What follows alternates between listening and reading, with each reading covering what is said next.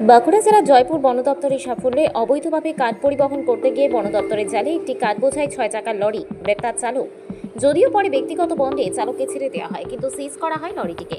উদ্ধার করা হয় অবৈধভাবে পরিবহন করতে যাওয়া 770 সেফটি কার। জানা যায়, বাঁকাদহ জয়রামবাটি সড়কের উপর দিয়ে একটি কাঠ বোঝাই 6 চাকা লরি অবৈধভাবে কাঠ বোঝাই করে নিয়ে যাচ্ছিল। গোপন সূত্রে খবর পায় জয়পুর বন দপ্তর। এরপরই বন দপ্তরের একটি টিম কিছু নেয় ওই গাড়িটির। কতুলপুর থানার গোপীনাথপুর সংলগ্ন এলাকায় গিয়ে গাড়িটিকে আটক করে চালকের কাছে বৈধ নথি চাইতে গেলে কোনো রকম কাগজপত্র দেখাতে না পারায় গাড়িটিকে সিজ করা হয়। গ্রেপ্তার করা হয় চালককে। উদ্ধার করা হয় 770 সিএফটি কার্ড। নিয়ে আসা হয় জয়পুর রেঞ্জ অফিসে।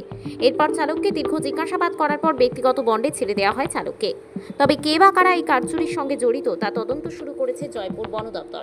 অ্যাকচুয়ালি আমাদের এডিওপি সাহেবের নেতৃত্বে গোপন সূত্রে আমরা খবর পাই যে একটা লরি কিছু কাঠ নিয়ে পাচার হচ্ছে, কলকাতার উদ্দেশ্যে রওনা হয়েছে।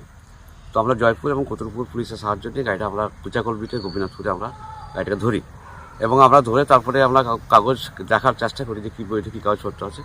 তো কিছু না পেয়ে আমরা লরিটাকে আমরা কাঠ সহ নিয়ে আসি। এটা 6 চাকা একটা গাড়ি ছিল যে পাশে আছে। কি কাঠ ছিল গাড়িটাতে?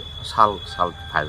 এটা এখন পর্যন্ত আমরা রিপোর্ট তো নয়, তা এখন তো আমরা দেখতে চেষ্টা করছি যে কোথায় কোথাতে আনা হয়েছে, তাকে আমরা হিয়ারিংয়ে ডাকবো, যে বৈধ কাগজপত্র দেখাবে।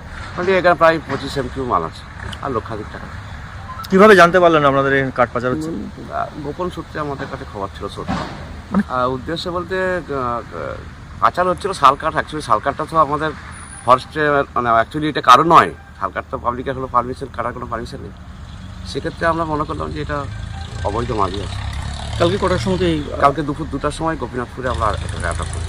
যেতে বলতে আমার ড্রাইভার হেল্পার ছিল, আমরা হয়তো ব্যক্তিগত বন্ধে সম্ভবত কলকাতার উদ্দেশ্যে। আমি রেঞ্জ অফিসার জয়পুর।